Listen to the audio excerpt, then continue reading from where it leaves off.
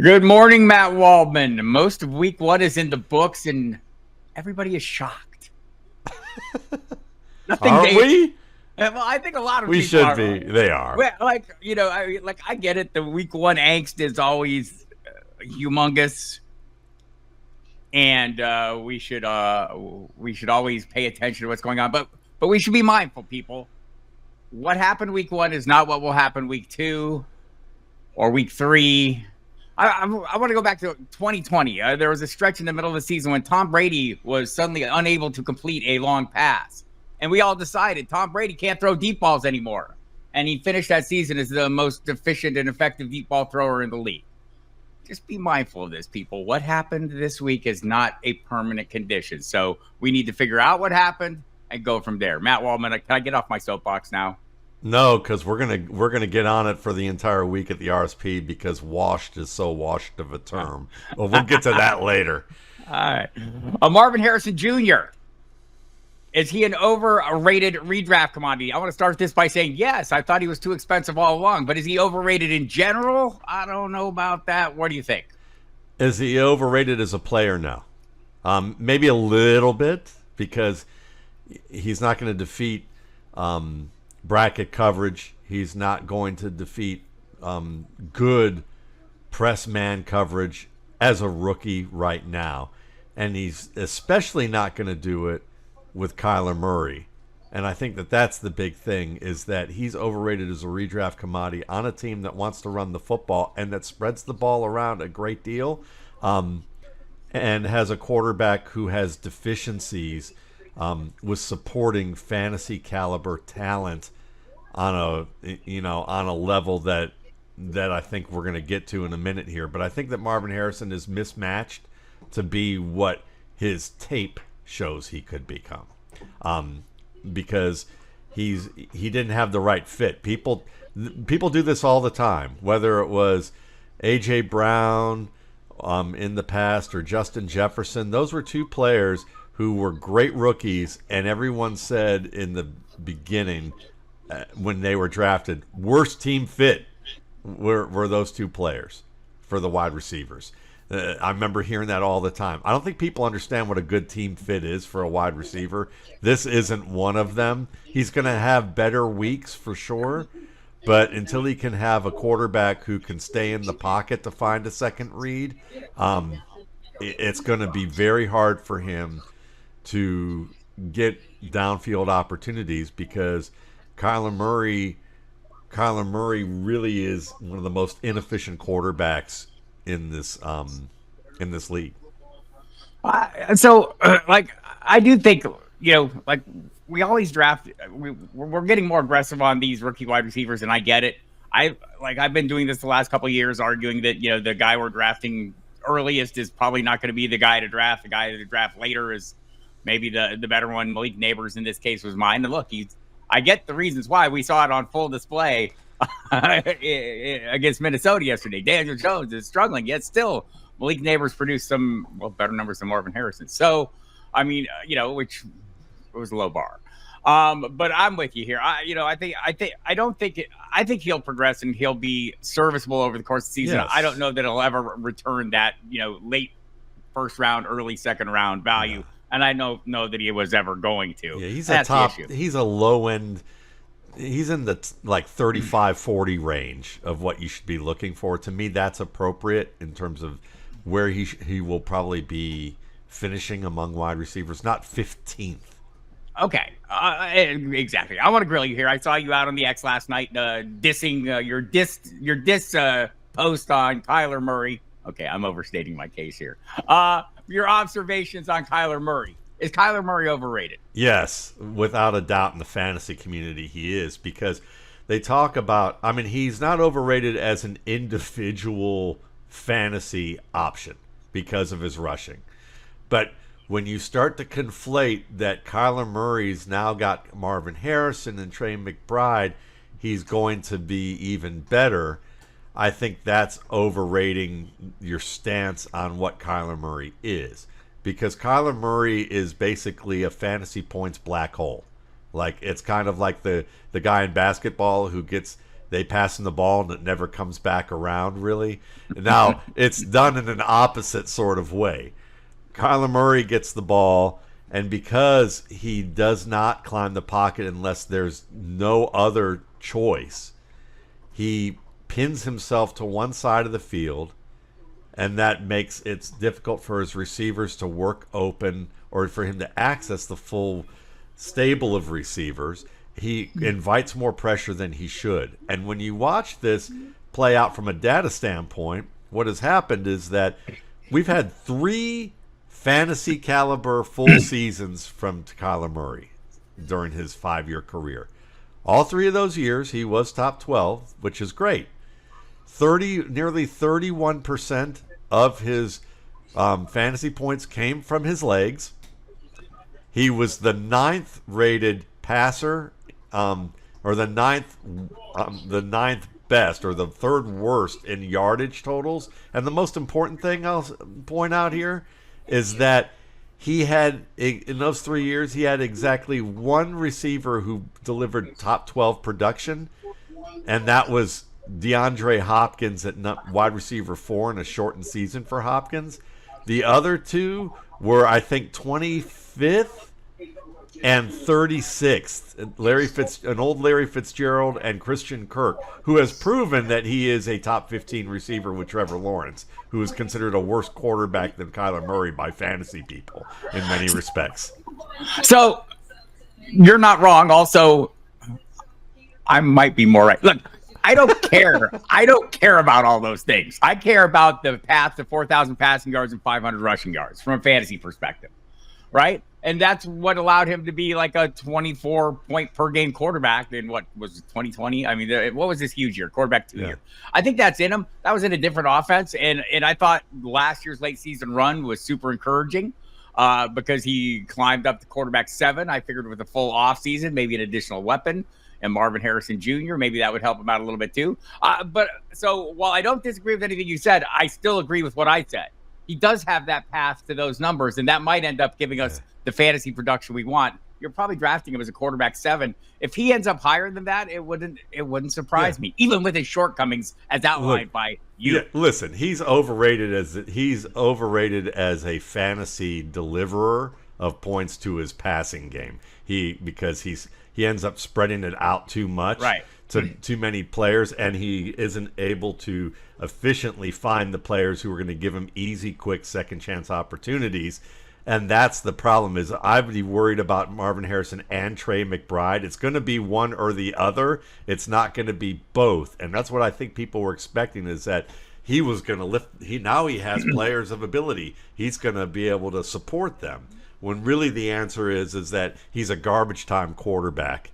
And that's great for what you're saying, Bob, when you're looking at it from a purely like Kyler Murray. That's great. But when you start looking at Kyler Murray's weapons, trust me, they're going to be tripping him in the hallways, hoping that he like falls into something and bangs up a shoulder and he's out for like 3 or 4 weeks. Now, the problem is they don't have another quarterback to fix that. But if you don't think his weapons are not going to get frustrated with playing with him, man, just wait till season's end if this keeps up. I think it will. I think you're going to see only one of these guys survive, and I'm not even sure it's going to be on a week-to-week basis. Allow me to channel my inner John McLaughlin and say, wrong!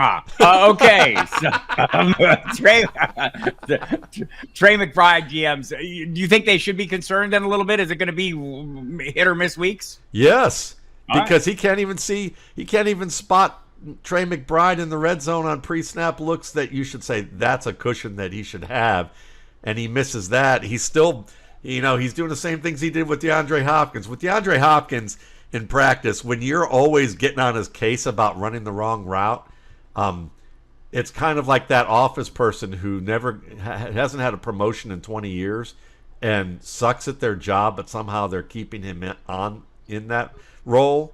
And the new person comes in and they're blaming the new person for everything. Everybody knows that that's like not true. I mean, look, Kyler Murray's on the wrong page with Marvin Harrison on fade routes early this year. I know that they haven't even played together much. Harrison may be the rookie, but I just look at Murray and he's he looks quick to blame everybody when he has a lot of shortcomings. And tabled for now. We will revisit in the future when I'm more correct. Anthony Richardson played at about 60% of his potential. Feel that or fuck it? I'm totally feeling that. He nearly threw 2 interceptions on there were a couple of plays where his receiver got held up. A.D. Mitchell got held up on one play, and that was the difference between a third long bomb in this game. Right. And he missed 2 to A.D. Mitchell, right? Yeah, he missed 2, and one of them he really didn't miss, and the second one was very close. So he really had 4 or 5 big plays. You see what he's doing as a runner, and I would say that he's got another 40% to go in terms of how he can read the field. He's only getting better. He's missing some things that are just, again, inexperience with certain reps and certain looks, but that's scary if he's only playing at 60% of his potential. I mean, this as Will totally Hewlett agree. said as coach this spring. This is a superhero who's just learning how to use his superpowers. I'm already regretting the handful of shares that I invested in Kyler Murray, not for the reasons you've said, and Jayden Daniels, because he was great too. It's okay, Bob. The water's warm. It's okay. I wish all of them were Richardson. Yeah. Well, a little diversification is fine. Yeah. The Packers wide receiver room pecking order has been decided. Yeah, fuck that. Fuck that. I mean, I know that we're going to look at it after week 1, and we're going to say, all right, the 3 receivers who were starting are the 3 receivers who are getting the most play. Dontavian Wicks, I hear our buddy Brian Drake on X saying, this whole wish casting for Dontavian Wicks, I never really understood it. And I understand that. That's fine. But, Brian's a WWE guy. He probably doesn't even understand the territory wrestling back in the 80s, But no, to be serious, we're when you look at the film behind the targets, you see that Dontavian Wicks got targeted early. He slipped on a downfield seam route, and on the next play, his teammate Emmanuel Wilson slipped in the same region of the field while he was breaking off a run. So it's not necessarily it was a footwork issue as much as it was a turf issue in that reshaped center field for Brazil in Brazil. And then he had a drop that was a ball that probably 2 things can be true. He should have reached for it and taken the hit from the safety, and Jordan Love shouldn't have thrown the football. And then there was a third play where he got wide open on an out route, and Jordan Love just threw it behind him. And those were plays in the first half. 2 of them were in the first half, and he just barely got targets after that. So I look at it as they went to the hot hands of players who were working out well, and this is going to be a hot hand situation probably, down the line. And I would just look at Dontavian Wicks as a guy that right now he's 4th on that depth chart, but he's a guy that you want to keep monitoring because people are going to drop him, and you probably can take advantage down the line. For the next 3 or 4 weeks, probably you'll want to dial back on a lot of these guys with Jordan Love expect to miss. I talked to Rob Domofsky from ESPN last week, and I was trying to nail before the game. I was trying to nail him down. What is this pecking order? What is it? And I thought he had it nailed pretty good, and it turned out to be fairly pressing. He says Romeo Dobbs is kind of like the go-to guy. I mean, if you want to say there's a de facto one, he's it because he's going to get a lot of targets. Jayden Reed is the athletic guy who's kind of the jack of all trades. Christian Watson is the big play threat. I saw 3 passes go to the end zone to Christian Watson. Yes. So I think that's kind of and then he said, and the rest of those guys are going to contribute at times, and it's going to be hard to know when. I thought he nailed it, and I think that should be the expectation. If there are any injuries, I'm looking at you, Christian Watson. It happens. I'm not wish casting this because I have so many Christian Watson shares. That is crazy. I just think that having pieces of this offense later on this season is going to be a valuable thing. And some of those pieces might be Wicks, and I'm with you. I wouldn't be getting rid of them. Yeah, I feel like Jayden Reed's the safest guy, I think, just because his combination of skills. He can be a big play. He can be the jet sweeps, all that, yeah. So I feel like a little behind. Let me peel back the curtain, kids.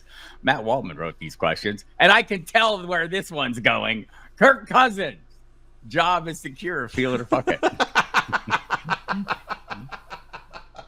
So you look at exposing me, the wizard behind the curtain on that particular one. It's not all that impressive. I definitely not secure.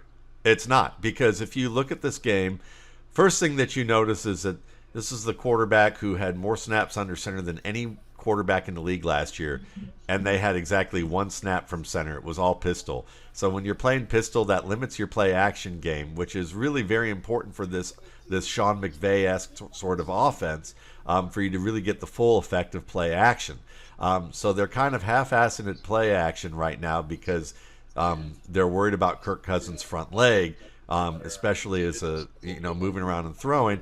And then on top of that, you look at the fact that when he did throw the ball, it was in the middle of the field, or it was small leaks, to the flats, checks to the flats, or design plays to, short outside range. When he had to throw the ball intermediate range to the boundary with velocity, he couldn't do it. It was a ball that was behind his receiver, and it was kind of wobbly on top of that, though that's not the biggest deal. It's just the combination of those things. The rest of his plays, you look at the pass distribution chart, none of the throws required the level of velocity that we need to see. So the Falcons are clearly hiding him in terms of like what some of the issues are. I think your TV volume's on, Bob.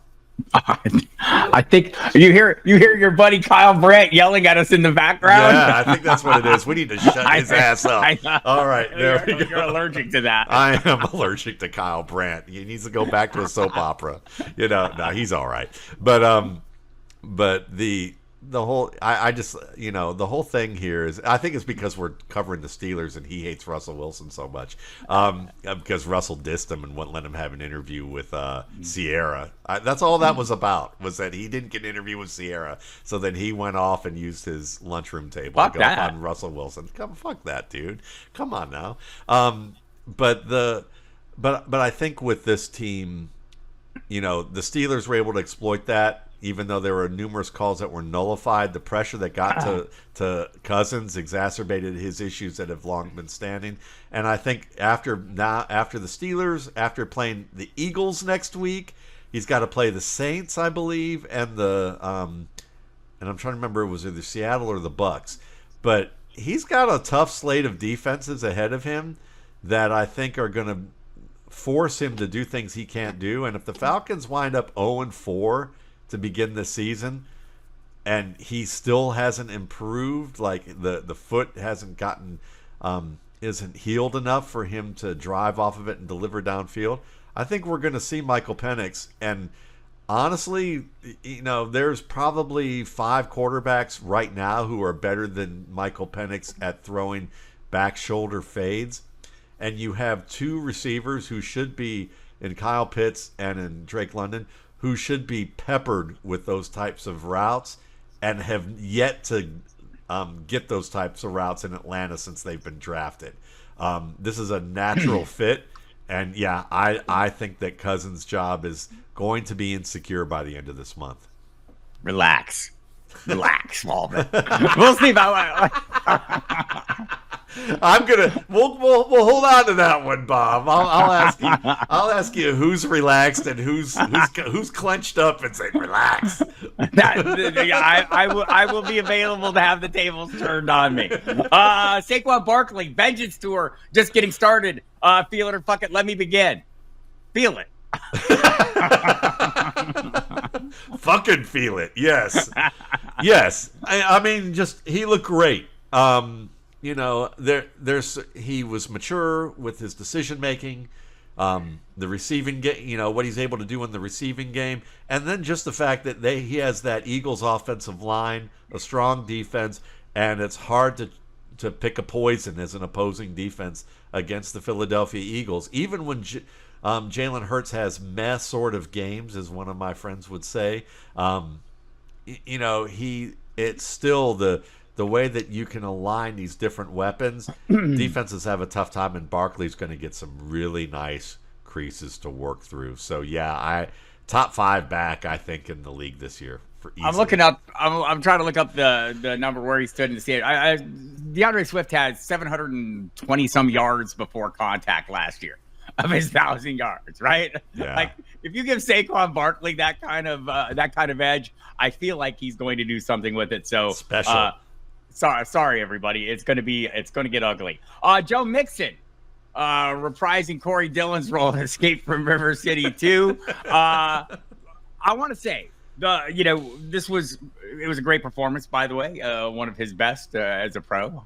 159 yards, was it, Matt? Yeah. And we got glimpses of this last year when Devin Singletary jumped in there.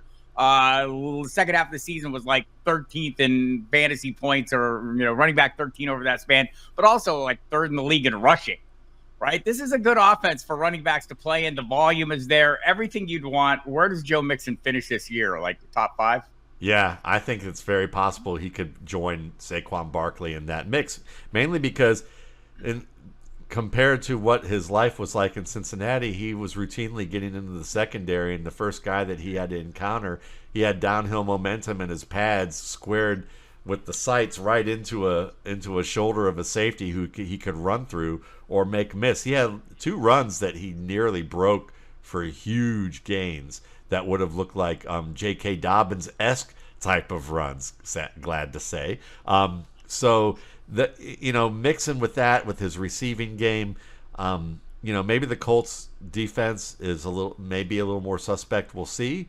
But I think more than anything, it's just that there's so many weapons on the outside. This is basically the Philadelphia Eagles AFC version offense with multiple weapons that spread out the field in the passing game and a dynamic quarterback. And then you have Mixon being able to leverage that. And, people talk about age. Maybe this is a case that if he fails due to age, it will maybe be due to his inability to recover as fast due to the age that he's at. But at 28, most people say 28, 29 is your athletic prime. So I would, and that's why the cliff probably falls off after that when people look at some of those studies. But no, I think that this is a dynamic back who finally gets to show the NFL what he could have been if he were in a better situation.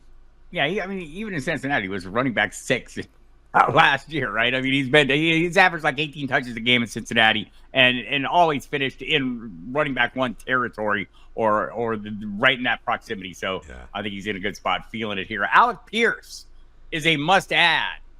Feel it or fuck it. In deeper leagues, I would say feel it. In dynasty leagues, definitely feel it. Redraft that are like 15, your Yahoo, ESPN leagues, probably not yet. But he's definitely on your short list because Anthony Richardson said, a lot of people have written him off before the game. He said a lot of people have written him off, but I was hurt last year. He said, now I'm healthy. That's going to change. That was what he said pre-game. And you could see, Pierce ran by coverage, some high-low coverage twice. and did a pretty good job of it, and he did a nice job making a catch over the middle where he just showed the hands that you're looking for. And if your quarterback's going to target you, and your quarterback's with Anthony Richardson's ability, and the way that Pierce went up and won some tight target balls, contested catches, this was I would say Alec Pierce still was showing Quentin Johnston basically how it's supposed to be done, even though Johnston had a better game, and Johnston's a guy we'll be talking about, later on. I thought Mitchell also looked good at running past coverage. And in addition, I just like watching that game, and so I feel it also. I have him on some dynasty rosters, and I'm happy I have him.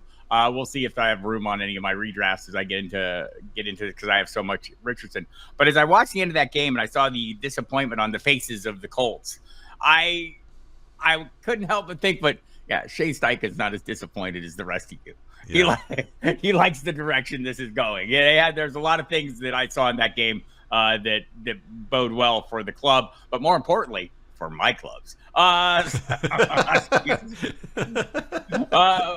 right, we should be worried about Lamar Jackson because of his offensive line. Feel it or fuck it. I would say fuck it. No, make him run more. I would say, I would say fuck it. And the reason I'll say fuck it is Chris Jones. There are not many Chris Joneses in the NFL, and what they were able to do in Kansas City to line up Chris Jones wide 9 and in different spots and move him around confused a young offensive line. And then when you combine that with with Nick Bolton, who's a very good blitzer, Michael Dana, and then the other DT that I saw who did a nice job. Wait, time out. Yeah. If we're gonna Chris Jones give Chris Jones pass here to Lamar Jackson, I'm going back and I'm giving a TJ Watt pass to Kirk Cousins. Suck it. No. Yes. Okay. I think you're right in the sense of this. In the sense, I agree with you in the sense of this is that TJ Watt alone will definitely definitely wrecked a lot of that game, but the fact that Cousins has already been exploited, that he can't throw the ball in areas of the field that other defenses are going to force him to do, especially an Eagles front that has enough people collectively to give you the same TJ Watt effect, and then a good pass rushing team in the Saints and a good defensive line in the Buccaneers. I don't know. I mean, I hear you, but we're going to wait on this one. I'm going to give the Chris Jones pass to Lamar Jackson, and I'm going to issue a TJ Watt pass to Kirk Cousins, and we'll revisit this down the road. We will. Isaiah Likely, a must-add. How can you not feel this? Oh, totally feel it. Right. Totally feel it. He's a must-add. Does it? You saw how much he benefited from the fact that that the Kansas City Chiefs had anywhere between 2 to 4 defenders on Mark Andrews, and he ran off the zone for Likely to get plays. But then late in the game, the fact that he got hurt trying to come down with a difficult pass and then came back in and nearly won the game for them. Right. He's a player, and they're going to do more to tight ends and use him as that weapon they move around. It was 53% two tight end sets in this game, up from like about 10% last year. We heard the drumbeat all offseason. We got to get Likely more involved. That we didn't see it up to this point is not a surprise. Why would they show us or anybody else what the plan was? So I think, definitely. And I had a lot of shares. If you go back to my fantasy notebook of a couple weeks prior to the start, I think about 2 weeks ago, I did that's an article about anything I want to write in all of the NFL. I wrote about a backup tight end. There's a reason for that, right? Like, not that I was like, everyone must go out and get him, but he should be on your radar, and he should be on your radar, and I would add him. And if something happens to Andrews, he's to the moon. But I don't think Mark Andrews is washed. Where are you on that? Mark Andrews washed. Yeah, fuck that. Completely fuck that. After hearing that idea being raised, I literally went to multiple scouts and trainers that I know, because I keep hearing that term about players, running backs, especially some wide receivers, this tight end. And I'm like, I've been scouting players for 21 years, and it's difficult enough when they're at their peak to discern just how fast and explosive they are, except in some really obvious situations. And it's even harder to discern whether they've lost something. I remember being on podcasts with people and we're watching, David Montgomery, and someone going, he's too slow to play in the NFL. One game, watching him, and I'm going, I scouted this guy for months, maybe years, and I don't see that. I remember people saying that about Nick Chubb after his injury tear, and I watched more tape of Nick Chubb than probably any player I ever watched, because I wanted to make sure I wasn't wrong about him not being washed, as a running back at UGA coming back from that 3 ligament tear. So when I asked these guys, I said, am I missing something? Can you give me tips, especially athletic training? They're like, no, it's the most ridiculous assessment that you're going to hear, is the idea that a player is washed and that people can see that. There's a lot of conceptual factors that go on with that. Mark Andrews, he clicked his heels together on an out route and he fell down. Otherwise, he was open on some intermediate routes against zone. He's always been a zone route player, not a man-to-man guy. And so if the zones are deciding that they're going to converge 3 or 4 defenders on him and take him away and give somebody else up for the Ravens to leverage, that's what's going to happen. And eventually, teams are going to look and go, oh, Isaiah Likely's the thing. We got to clamp down on him, and hopefully we can disguise what we're doing enough for Lamar not to see Mark Andrews. Well, good luck with that. He's going to rebound. There's a reason the Chiefs put an emphasis on Mark Andrews. It's because he's very good.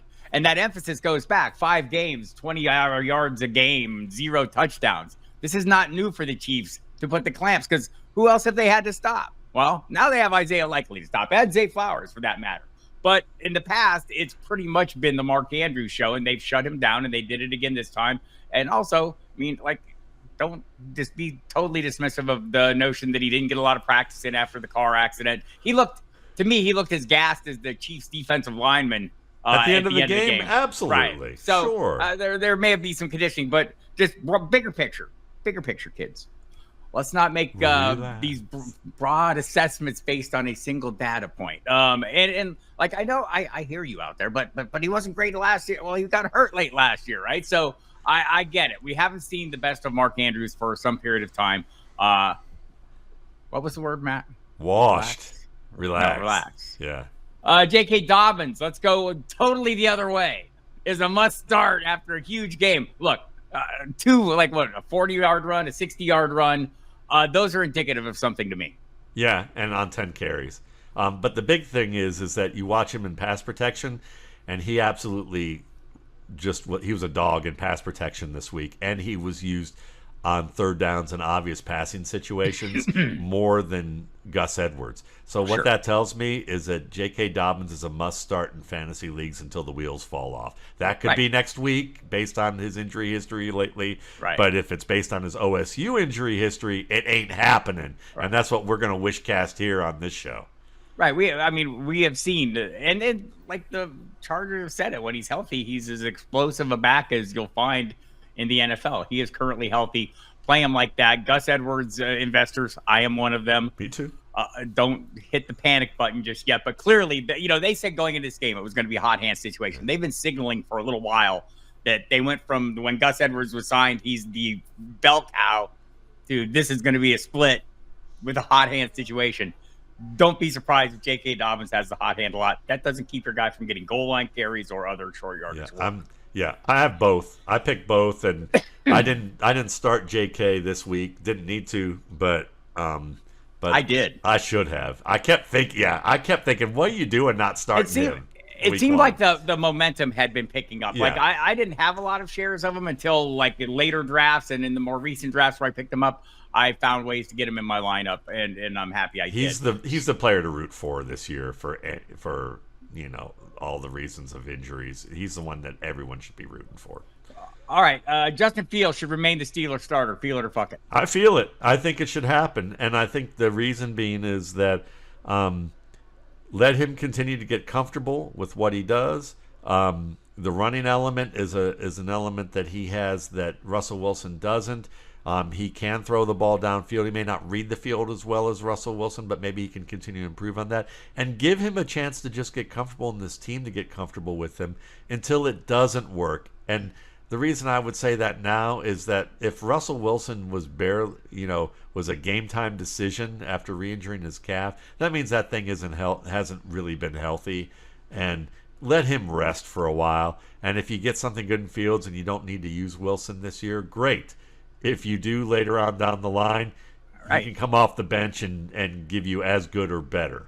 I think one of the arguments for him playing early was they were playing. They had 3 or 4 AFC West opponents, including his own former team this week. It's the Denver Broncos, and I thought the argument was he was familiar with the defenses, and that would give him a little bit of an edge. I think right now we're at the point where, if it just seemed like they want to give Fields this shot. And this is the perfect opportunity. If he struggles, Russell Wilson can suddenly get healthy. If he excels, Russell Wilson can continue to have problems with his calf. And, he's not quite ready to come back until they say, well, we just can't let him back because Justin Fields is too good. So ideal situation for the Steelers either way.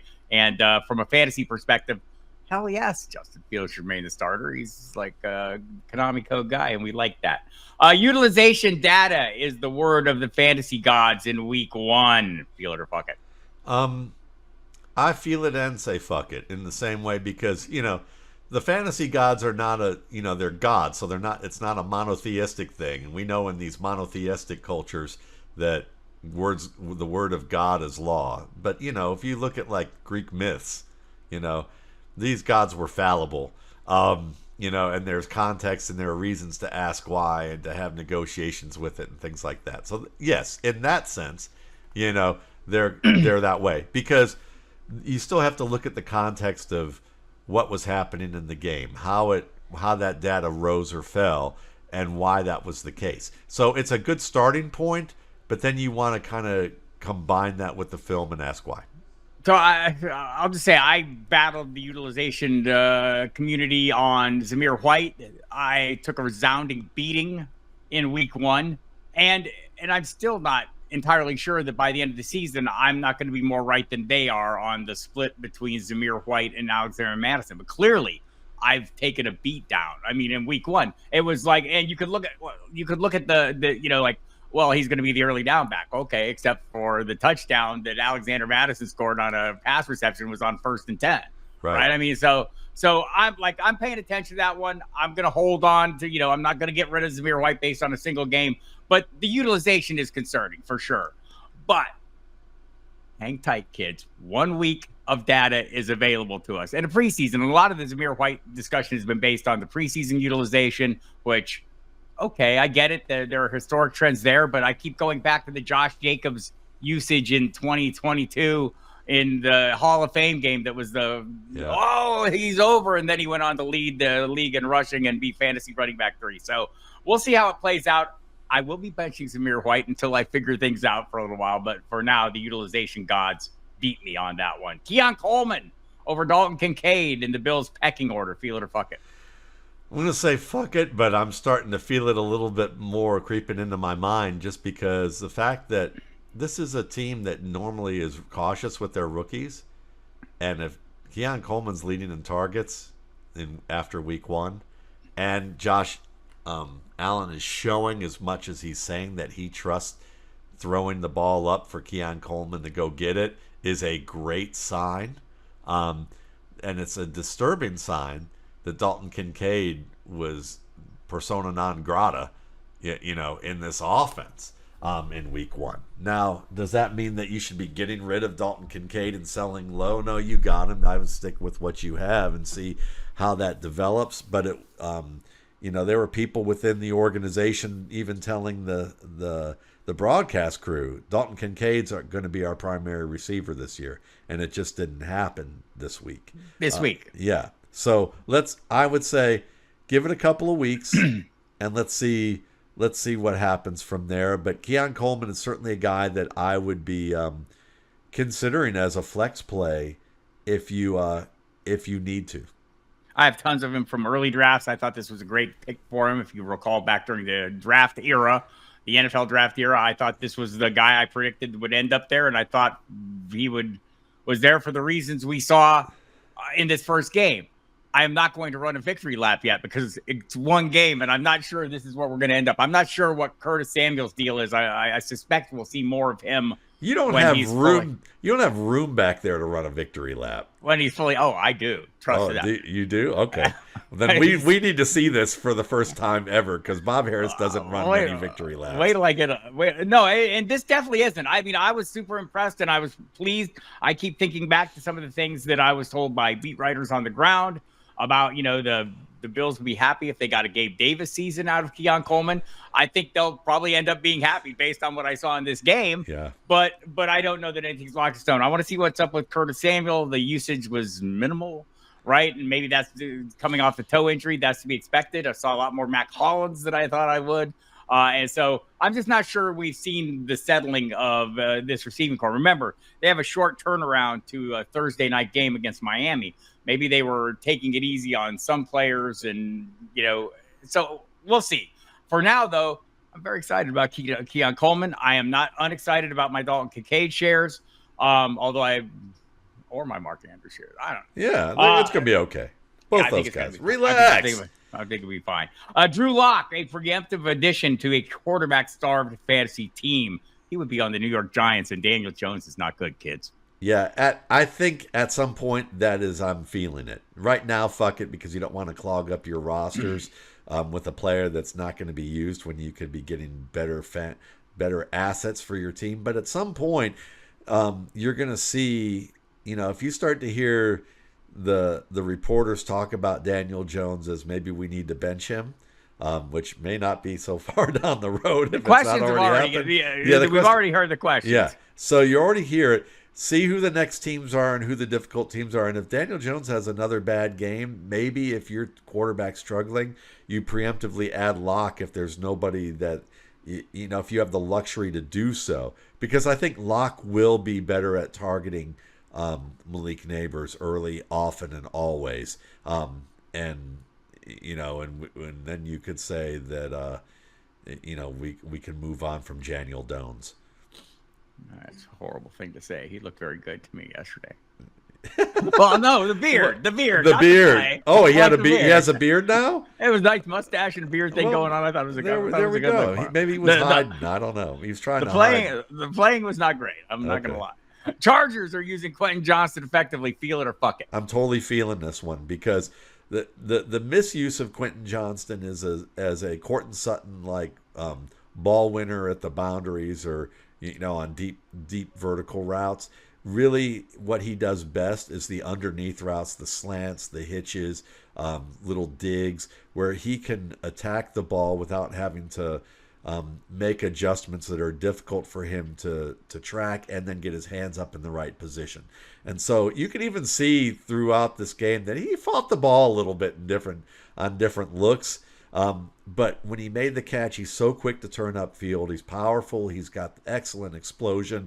And I think that they're using him well in this underneath passing game. I wouldn't be surprised if he winds up being one of the top two receivers in this passing game, probably behind Ladd McConkey. You want to run a little victory lap there on the McConkey thing? I saw the touchdown. I don't have room back here. Hugo will let you do it, though. He'll run with you. He would, but he's out back running around, I think, chasing groundhogs right now. All right. Chris Godwin could rival Cooper Kupp's peak fantasy production. Feel it or fuck it. I think he could approach it. Triple Crown? Triple Crown? I don't think he'll get there, but I think he can approach it. And you could see him possibly being one of the top 5 options in receptions this year.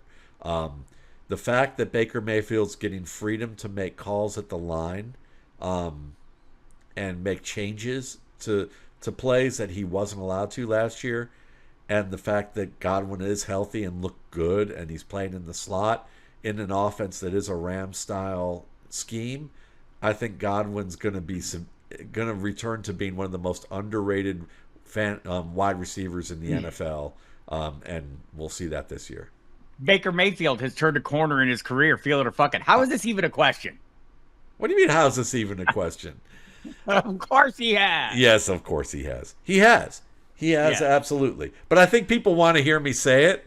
And I think it's it's true. Yes, I mean the thing that I'm really impressed with is that he has figured out how to climb a pocket now. And I'm in Cleveland there were times he would climb the pocket, but his first reaction most of the time to pressure that was up the middle or tightening the pocket is for him to turn his back and try and roll out. And this was awful, for his game. Now I'm seeing him in difficult pocket situations, climbing the pocket as his first reaction, something that Jayden Daniels got to learn how to do. But Baker's doing it, and it's leading to good results for him as a passer. So I'm really excited about what I see with Baker Mayfield, even as a Browns fan who was like, yeah, I wish he could have brought that in Cleveland.